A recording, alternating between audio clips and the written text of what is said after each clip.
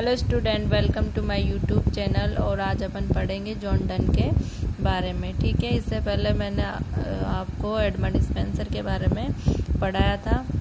तो आज अपन John Donne के इंट्रोडक्शन के बारे में डिस्कशन करेंगे।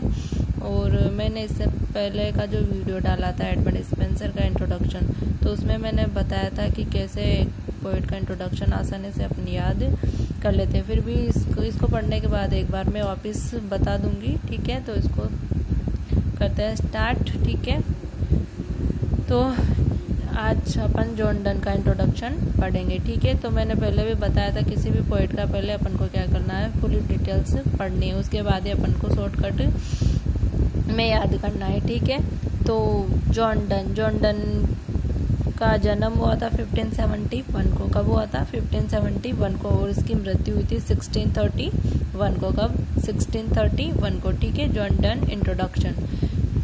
तो अब स्टार्ट करते हैं जॉन डन का इंट्रोडक्शन। ठीक है, John Donne was born at 1571 and died 1631। ठीक है, यहाँ पे फुल स्टॉप है। तो जॉन डन वॉज बोर्न यानी कि जॉन डन का जन्म हुआ था 1571 को और इसकी मृत्यु हुई थी 1631 को। ठीक है, John Donne was a famous metaphysical poet. John Donne क्या था? एक मेटाफिजिकल पोइट था। कैसा पोइट था? मेटाफिजिकल पोइट, एक फेमस मेटाफिजिकल पोइट था। ठीक है, John Donne no has a English poet scholar soldier. ठीक है, यहाँ पे फुल स्टॉप है। यहाँ पे क्या है? Full stop. ठीक है, तो John Donne no has a English poet यानी कि जॉन डन को जाना जाता है किसके रूप में? एक इंग्लिश पोइट के रूप में, एक स्कॉलर यानी कि विद्वान के रूप में, एंड सोल्जर यानी कि एक सैनिक के रूप में। ठीक है, जॉन डन को किस रूप में जाना जाता है? English poet, scholar and soldier. ठीक है, his poetic work are noted for their metaphysical and metaphorical and sensual style. यहाँ पे मेटाफिजिकल की स्पेलिंग को सही कर लेना। ठीक है, यहाँ पे टी ये आएगा, ए आएगा। यहाँ पे क्या आएगा? सॉरी, मेरे से गलती, ए आएगा। ठीक है, तो his poetic work are noted for their metaphorical and sensual style and include sonnets, love poem, religious poems, Latin translations, epigrams, elegies, songs and satires। ठीक है, his poetic work are noted और उसके जो poetic work है are noted यानी कि उसमें note किया गया है किन किन चीज़ों को? for their metaphorical and sensual style। किस किस को? मेटाफिजिकल जो स्टाइल थी और सेंसुअल जो स्टाइल थी उसको उसके वर्क में नोटेड किया गया, ध्यान दिया गया। एंड इंक्लूड सोनेट्स और इंक्लूड किया गया किन किन को उसके वर्क में इंक्लूड किया गया उसके बारे में।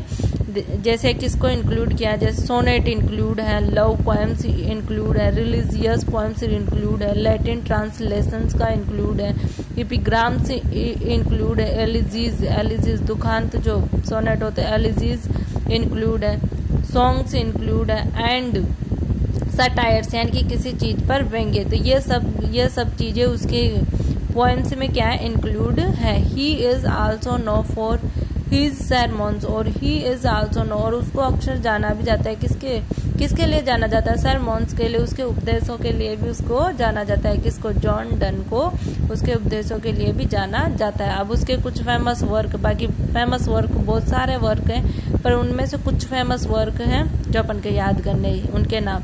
तो first famous work holy sonnet है, the flea, death be not proud और एक है death be not proud, the sun rising, the good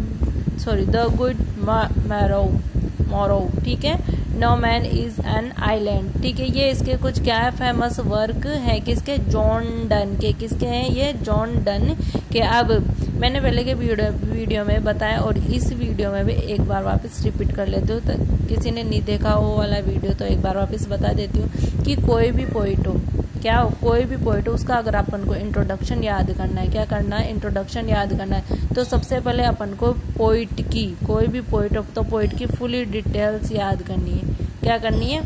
fully details को पढ़ना है सबसे पहले, तो याद करने से पहले तो फुली डिटेल्स को क्या करना है अपन को, एक बार पढ़ना है। उसको पढ़ने के बाद अपन को क्या है, ये चीज़ इसमें इंक्लूड नहीं करनी, ये जो चीज़ है सॉरी यहाँ से यहाँ तक की, जो यहाँ से यहाँ तक की जो चीज़ है ये इसमें इंक्लूड नहीं करनी है। बस मैंने आपको समझाने के लिए कुछ लिखे। तो सबसे पहले कोई भी पोइट हो, कीवर्ड्स रिमेंबर जॉन डन। अब जॉन डन को याद करने के कीवर्ड्स, उनको याद, जॉन डन को याद कैसे करें, तो सबसे पहले उसका बॉन्ड, उसकी डेड, फिर उसके बाद उसके फेमस वर्क। कोई भी पोइट हो अपन को इस स्टाइल में उसको क्या करना है, याद करना है, ताकि अपन को आसानी से याद हो जाए। और ये सब चीज़ें, ये जो नॉर्मल जो चीज़ें इनको तो आप ऐसे लिख सकते हैं, ठीक है। तो ऐसे अपन किसी भी पोइट का या फिर जॉन डन का इंट्रोडक्शन याद कर लेंगे। Thank you.